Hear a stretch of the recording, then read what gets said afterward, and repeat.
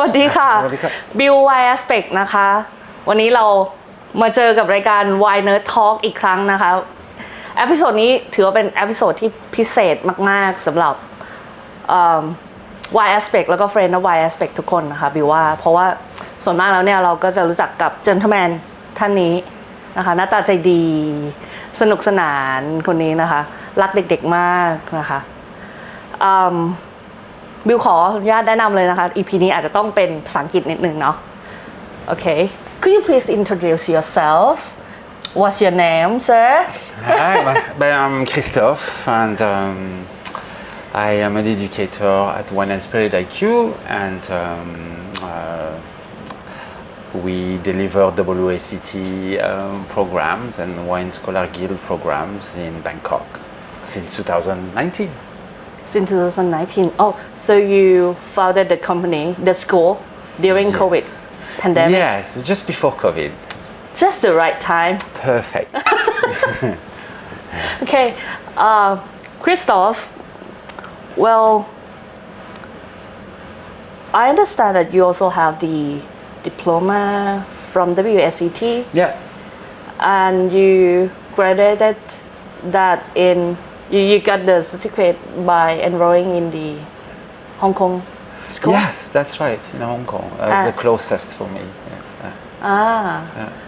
Where are you from Christophe originally So I'm from France. I was born in a little corner in northeast of France, between Jura, Alsace, and Burgundy. And I was born and raised there. Learned about wine from my dad.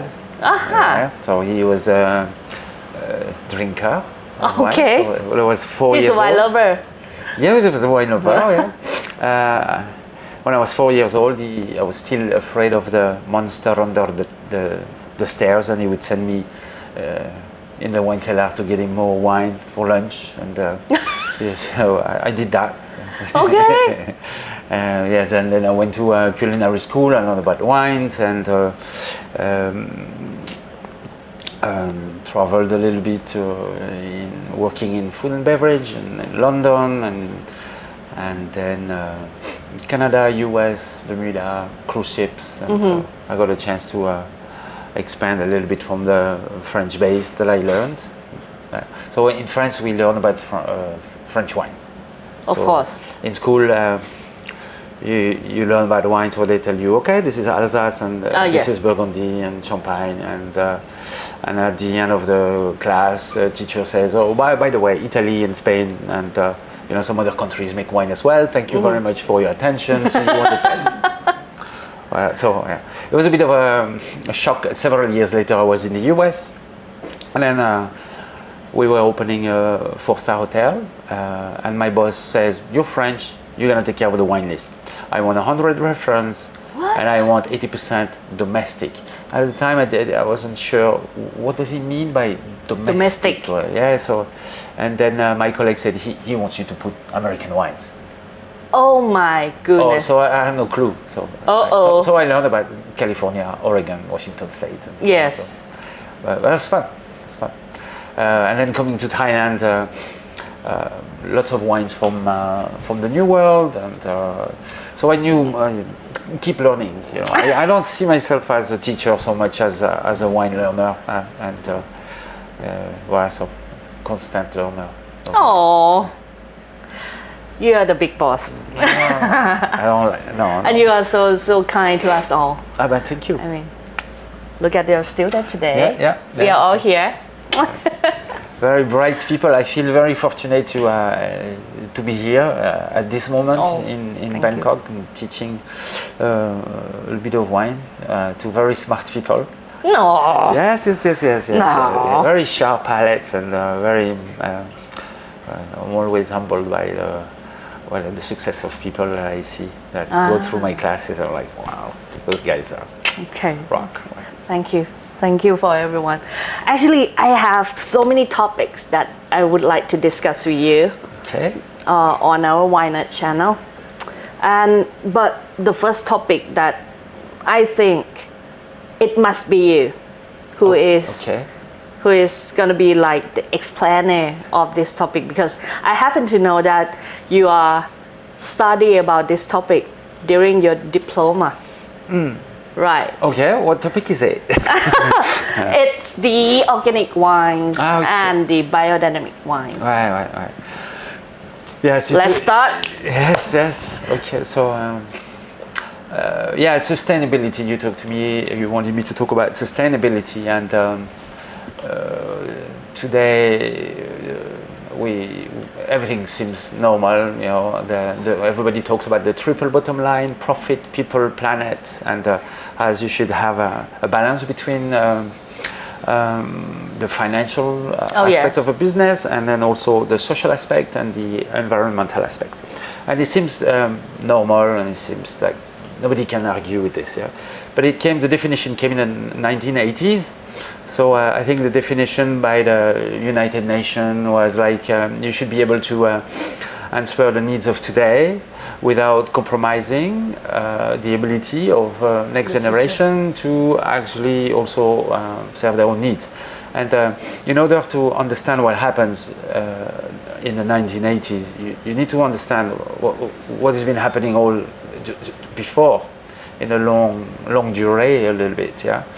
And what we call today conventional viticulture was mostly about profit. Yes. And profit and efficiency and speed and trying to produce more at a faster rate. And at some point in the 80s, people realized that this can't really be sustainable. This gotta stop. So our practice stopped. So we have to understand a little bit what is viticulture, what is winemaking from the old times. Until phylloxera, everything was pretty much basics in a vineyard, and people did their things with horses, and they had a little bit of copper sulfur, but it was not much. During the phylloxera crisis, a large percentage of the vineyards in France, for example, was destroyed. So people still needed to meet their financial needs. So they started to cheat a little bit, and the authorities closed their eyes for a while. So you had wines from the Rhone Valley going to Bordeaux, from Spain, from Languedoc, and it was sold as Bordeaux. So people closed their eyes a little bit. And at the time, the wine was sold in large barrels. So the transporters also needed to meet their financial needs, so they would cheat a little bit, water the wine. By the time it arrived in Paris, the hotels, they would bottle their own wine for their customers, and they would blend as well a little bit. So the quality was quite disgusting, and people are not very happy. But eventually they find a cure for phylloxera. So the authorities started to say, okay, we gotta stop this now. And this was the beginning of the AOC, basically the name of the wine, the name of the place. If the wine has the name of the place on the label, everything must come from that place. So that was the origin of the AOC system. But then if you look at after the First World War, horses, you started to see less and less horses and mules in the vineyards, and the engine replaced the horse, so everything went faster. And industrialization of farming happened, and all those engineers that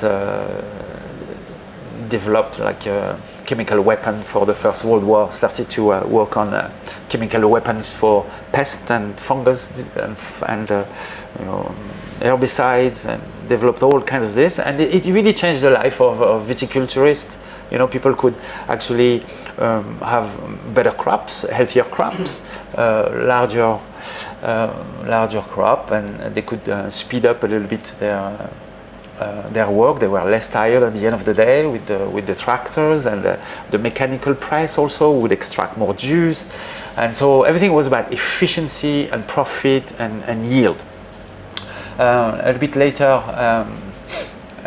in the 50s, in France, we started to have Leclerc, like supermarkets. So it started to replace a little bit the little wine shop in the corner, of the village or whatever. People went to the grocery store, the supermarket, and the supermarket demanded that the wine should be clear and had a very long shelf life. So they started to add a little bit more sulfate, and then they had clear wine, so they start to clarify the wines a little bit more because there was nobody in the shop that could tell the customers, this is not automatically your fault. They could not explain why a wine that is a little bit hazy is not maybe sick or anything. And then there was the containers were invented in the 50s, and then they started to export the wines all over the world. And also they wanted more shelf lives and more stability for traveling, so more chemicals into the wines. And then by the 1970s, there was so many pesticides and herbicides into the vineyard that when they started to do fermentation wouldn't start. Like a spontaneous fermentation would not happen. They kill the yeast. Because they kill the yeast, right? So right. at the same time, they had developed the freeze-dry yeast, commercial from the lab. yeast. Yes. So now all the yeast. yeast came from one lab in Canada, and then in Canada. Well, yeah. But I'm not gonna say it. Well, basically, commercial yeast starting to become the norm, even in France, where people resisted a little bit longer. But everything started in the New World, but pretty much in France, people followed after a while. Yeah, and all of those, yeast is a big part of terroir, of the flavor of somewhereness. So if everybody uses the same yeast, then it's the same wine. Yeah, kind of. Voilà. And then you have also Robert Parker in the 1980s, who developed a Wine Advocate, the 100-point system, and then everybody is adapting to his taste because they want 100 points because he has such an influence that he changes the price of wines. Yeah. So everybody wants to use micro-oxygenation, uses new oak, and just to please him. And then he's telling everybody, you should have my taste. I'm the master taster. And all of you should make the wine I like. And so we lose a little bit of diversity every time. So that was the time, and some new generation of winemakers started to say, okay, this has to stop. We have to go back to producing healthy wines. Maybe not have automatic systematic spray. Even before the disease arrived, they would spray systematically, so new sustainable practices started to develop. Yeah. All right. And the goal is to stop the conventional, stop the chemical. Well, I think this is going to disappear. More and more people are doing lutte raisonnée, or there are all kinds of labels, all kinds of things that are appearing right now, but the trend is to rely less and less on the chemical fertilizer, on herbicide, pesticides, fungicide, and so on. So that's it. Well, for winers like us, I love this topic so much. Could you please explain for us all about organic wines, and then the biodynamic wines separately, and then what are the differences? Okay, so basically organic wine, organic viticulture should be self-sustained. That means that they try not to have any input from outside. Okay, so everything organic, and so all biodynamic wines are actually organic wines, but they have 3 more features, which are very interesting. Right. So the first one is they should be self-sustained. It should not have anything from outside coming, and then it should have the application of I think it's 9 potions or 9 infusions or teas, or there are different names. They come from organic matter, or from herbs, or oak bark, or they come from manure, or, from horn manures, or things that little potion that were developed by the father of biodynamic Who is the viticulture, like father? Rudolf Steiner. Please say that again. Rudolf Steiner. So, He's German. well, I think it's Austrian or German. I don't remember, but yeah, he lived. He was born in the late 1800s and he died in 1925, I think. And he gave, before he died, he gave a few talk in Europe about his suggestion about biodynamic viticulture. And the third thing is that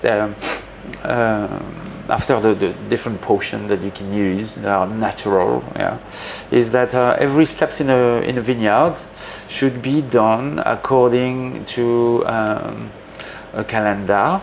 Okay, so the calendar that talks about the solstice and equinoxes, and also the place of the moon and the place of the earth and the stars, to harness the power of the cosmos, to help the vine basically help defend itself.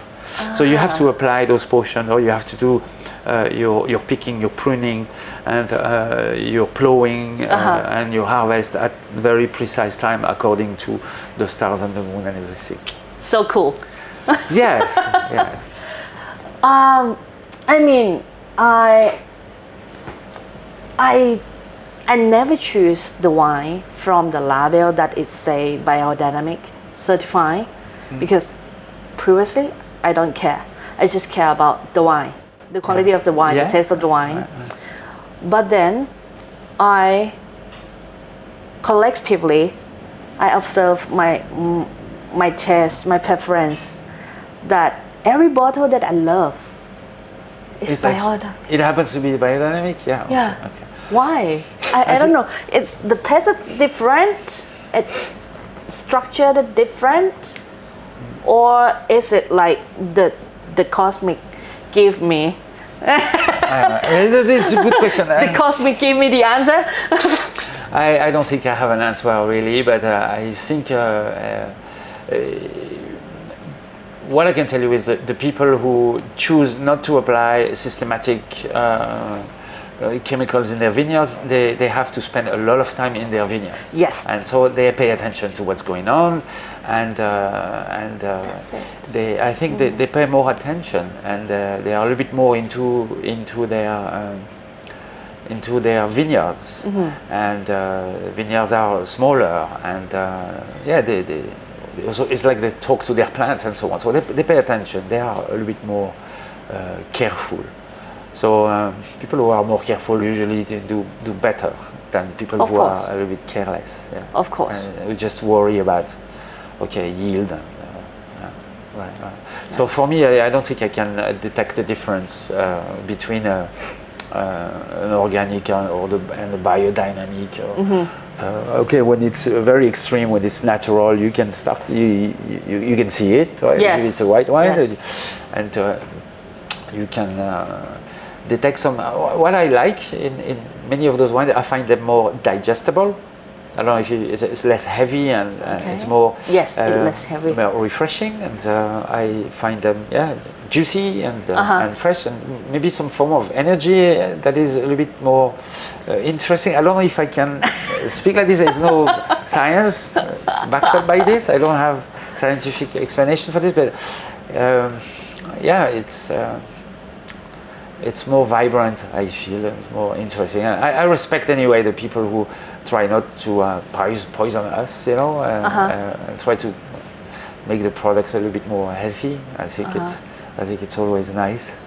I might not have the sensitivity or the connection with the stars to better understand if it's, should we drink it on fruit days or? Yes, that's my question. The depth of going into biodynamics wine is like, you will have to open a calendar. It's in application in iPhone. Yes, right. Today I looked at today's fruit day. Oh, lovely. Today is 3rd of September and it's a full day in 2024, so it's good to open a bottle of wine. So, Yes. The wine will perform well. yeah, voilà. So it shows the fruit. Yeah. Yes. I mean, I have been to many wineries, and some of them are biodynamics, like not certified, but in practice. Yeah. They try to adapt to more sustainable, going beyond organic. Yeah. And it's like going into a laboratory that they experiment with everything, and they try to find the balance for the wines Yes. that Yes, will okay. represent the terroir, the terroir Yes. where Yeah. best for them. I mean, and I will have one champagne brand coming. Yes. They are biodynamic. Okay. Again, I don't know Okay. why, Okay. but the wines I like is biodynamic, and they believe in this like energy. It's like okay. cosmic and everything.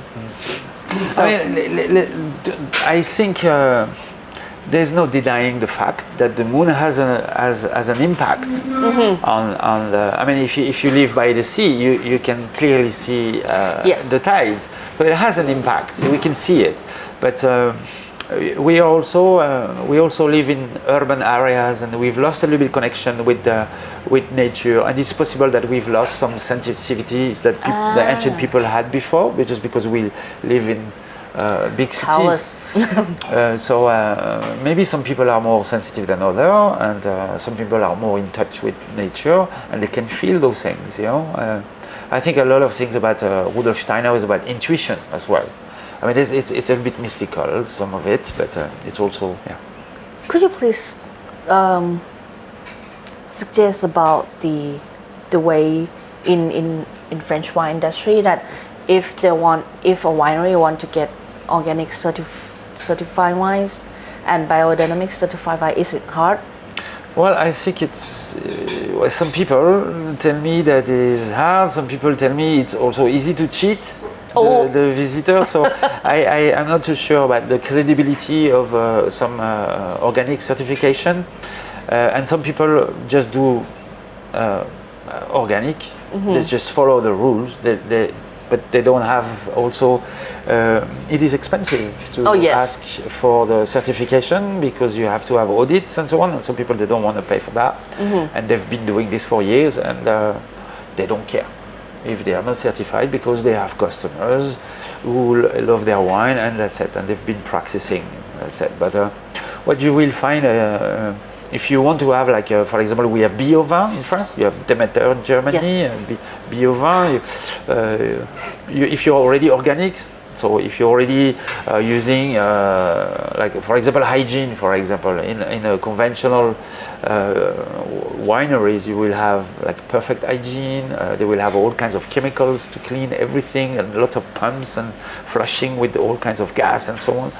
In organic, they will use a spray, like pressure spray to clean. They might have distilled products to clean, but it's not going to be a crazy hygiene like in a hospital, yeah? Because they want microorganisms and yeast to live in the environment. In the vineyards also, they will have a crop, they will have grass, they will not use pesticide already, they will have a gentle pruning. So they will ask for a visit, and the people will make an audit, and then they will have to show that they use, for example, the potions, line potion, that they'll follow the calendar, and then there will be a tasting, and finally they can become a member, and they will get the logo, and this will happen. Yeah, that's for Biovin, for example. Is it a choice for the farmer to practice or not practice, or is it like there's pressure from environments? I think there's pressure.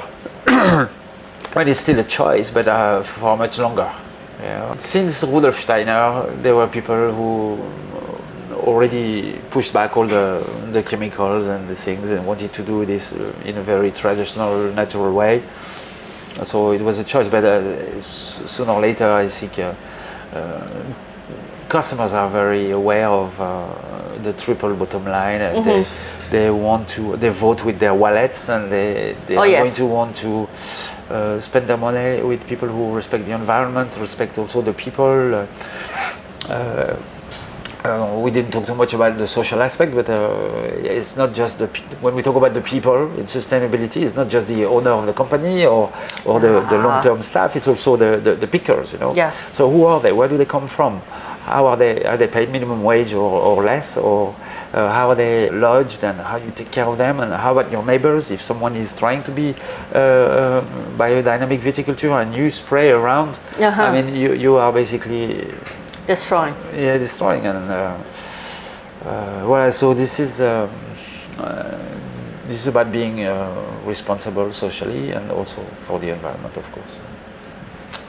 Christophe, thank you very much. Merci beaucoup. Thank you. Thank you very much for visiting us, and thank you for having me. Oh, my pleasure, always. Thank you. So, would you like to say a little bit about Wine Spirit IQ? Well, yes, we have this little wine school, and we help people understand wines, and we have mostly people either from the trade or just people who love. Yes, just for passion. And this is what is fun as well. In the class, you have the professionals and then the enthusiasts, and the mix of those two, I think, is really interesting for everyone. And yeah, it's very enriching. So people might start at level 1 or level 2. Depending on their level of engagement, and then they move to level 3, like you, and then we get into trouble. Yeah, well, so yeah, but all of all the students that I have, I've always looked at what you've done, because you've got this crazy learning curve, fabulous learning curve, and you've taken people along with you along this, and then you've opened this company and taking people with you, and you're also disseminating wine knowledge, using very good example of wines that you source from all over. So I think it's fabulous what you're doing. So, yeah. Thank you. I told you I'll make you proud. Thank you. Daddy. โอเคก็วันนี้นะคะเป็นเอพิโซดที่อบอุ่นมากอาจจะดูเนิร์ดไปนิดนึงอาจจะเกี่ยวกับ farming viticulture มากไปนิดนึงอะไรเนี่ยค่ะแต่ว่าบิวคิดว่าถึงวันนี้เราจำเป็นต้องรู้เรื่องราวเกี่ยวกับอะไรพวกนี้ละแล้วก็เราจะได้ distinct ออกว่าไวน์ที่เรากำลัง consume เนี่ยเป็นไวน์ลักษณะไหนทำมาจากอะไรนะคะแล้วก็ approach behind the scene ของเขาเนี่ยเขาไม่ได้แค่ทำไวน์เพื่อจะขายเท่านั้นจริงๆมันมี theory แล้วมันก็มีความเชื่ออยู่ในนั้นมากมายนะคะบางคนอาจจะเชื่อด้วยซ้ำว่าไวน์เป็น living thing มีจิตวิญญาณเป็น organism อย่างหนึ่งที่สามารถ develop ได้มัน beyond art มัน beyond understanding เข้าไปอีกนี่นะคะก็เป็นมิสเกี่ยวกับไวน์ค่ะวันนี้ไวน์เนิร์ดทอล์กกับไวน์แอสเปกบิลแล้วก็คริสตอฟค่ะขอลาทุกท่านไปก่อนค่ะสวัสดีค่ะ Thank you. เรียบร้อย